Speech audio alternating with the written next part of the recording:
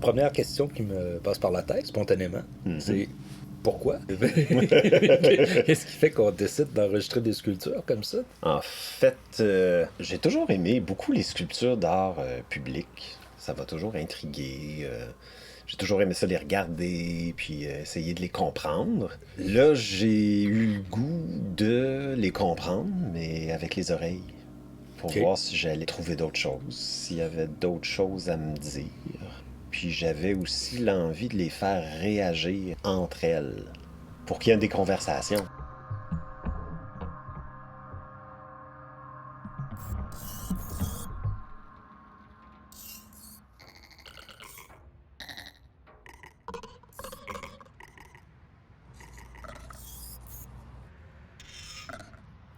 En fait, j'ai commencé ça, je voulais faire de la musique, là, utiliser des rythmes, comme je l'ai déjà fait beaucoup avec des objets.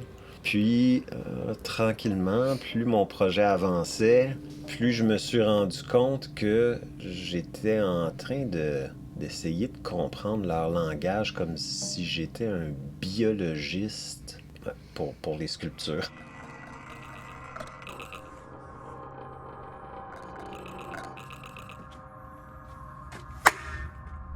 Fait que je les enregistre, puis je les fais interagir. Puis mais tu sais, un biologiste, mettons, qui va enregistrer les sons des oiseaux, il essaie d'avoir un regard scientifique, donc de pas trop influencer l'environnement qu'il va percevoir. T'avais-tu cette envie-là aussi? T'avais-tu... Ben, au début, non, mais plus le projet avance, plus je me rends compte que je dois disparaître dans le projet.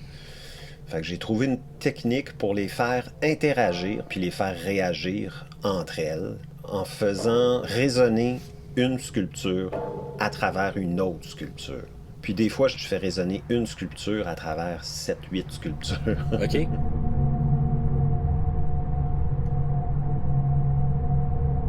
Ce qui est important, c'est d'essayer de les comprendre. Pas comprendre mon langage à travers elles. Comprendre leur langage. Puis là, je me rends compte que j'ai peut-être même pas les oreilles ou les sens pour les comprendre. Ben parce que t'es limité dans tes perceptions, parce que t'es un être humain, mettons, là, genre. Oui, genre. L'humain capte seulement entre 20 et 20 000 Hertz. Puis ça, c'est quand on a une bonne... C'est nos capacités auditives en bas de 60 ans, mettons. Les chiens, ils peuvent entendre entre 60 et 60 000 Hertz. C'est pour ça qu'ils entendent beaucoup de hautes fréquences que nous autres, on n'entend pas. Ouais. Puis, il y a un petit singe, là. Lui, il peut entendre jusqu'à 90 000 Hertz. Mais la chauve-souris, elle peut entendre jusqu'à 300 000 Hertz.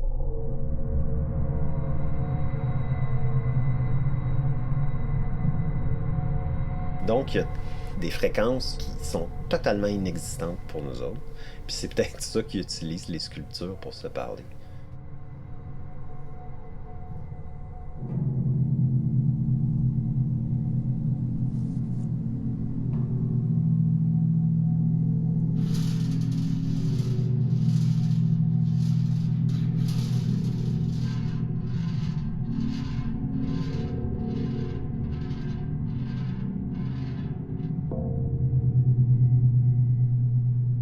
Puis c'est difficile de demander à une chauve-souris ou un petit singe de nous aider. De nous traduire. Là. Pas évident. Non, mais il n'y avait pas une affaire des éléphants qui peuvent percevoir le son des nuages. Là. Oui.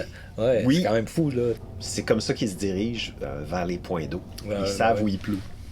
Fait qu'ils écoutent les nuages, eux autres. Il y a aussi les baleines qui entendent des fréquences très, très, très graves. Mm-hmm. Ils peuvent même se parler à des dizaines et des dizaines de kilomètres l'une de l'autre. Il peut y avoir une baleine à une place, 50 kilomètres plus loin, il y a une baleine. T'as l'impression qu'ils sont en train de nager tout seuls, mais non, ils nagent ensemble. Ils sont en train de se jaser. Moi, ce que j'ai toujours aimé des sculptures publiques, c'était qu'on peut les toucher. Quand j'étais petit, on allait dans un musée avec mes parents, puis on pouvait pas toucher. Mais là, ça on avait le droit, là, parce qu'ils sont publics, on a le droit de leur toucher. T'sais. Fait que c'est le fun qu'on serve d'un autre sens que le sens premier de cet objet-là. Ouais. C'est une autre façon de les comprendre. Faire de l'acrobatie sur les sculptures.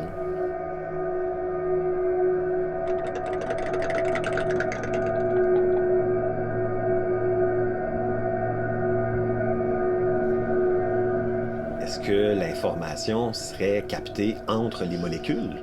Puis en faisant vibrer ça, ils peuvent me révéler leurs secrets. Comme tu dis, la mémoire de l'eau, admettons que ça existe, la mémoire de l'eau, mais la mémoire du métal doit bien exister aussi. Ben, j'imagine. Pourquoi l'eau aurait une mémoire, puis pas la terre, le fer, le bois. L'huile, le vin. Oui. Le vin n'a pas de mémoire, mais ça, c'est pour d'autres raisons. C'est une autre histoire.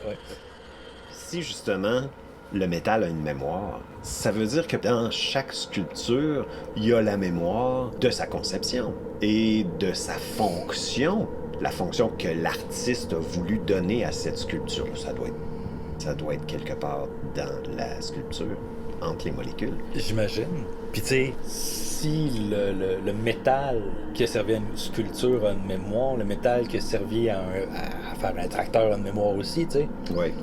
Fait que là, ce que t'entends, la différence entre les deux, est-ce que ça serait pas l'enregistrement de l'art dans sa forme la plus pure? Tu sais, la différence entre les deux, c'est ça. C'est l'enregistrement de la volonté artistique de l'artiste. Ça se peut.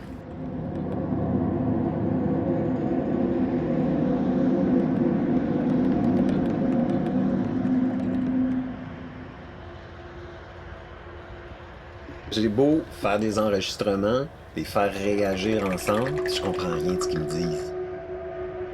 Je trouve ça beau, mais je comprends rien. Pour l'instant. Ouais, c'est peut-être au-delà de la compréhension aussi. Ben, c'est comme les chants des baleines. Je veux dire, on a beau les entendre, on a beau savoir qu'ils répètent des affaires, mais on les comprend pas bien. Oui.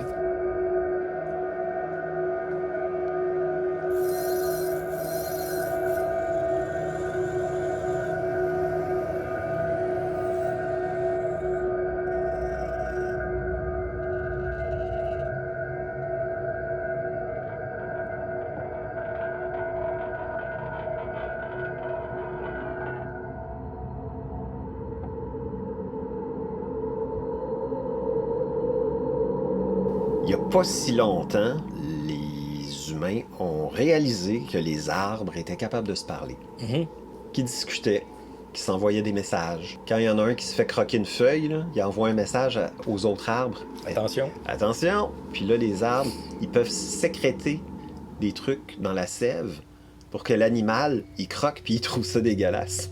Puis l'information, ça passe par les racines. Le champignon fait la connexion entre les arbres. Ouais. Donc, tu te trouves être un genre de champignon. C'est un genre de champignon entre les sculptures. Je suis un champignon pour les sculptures.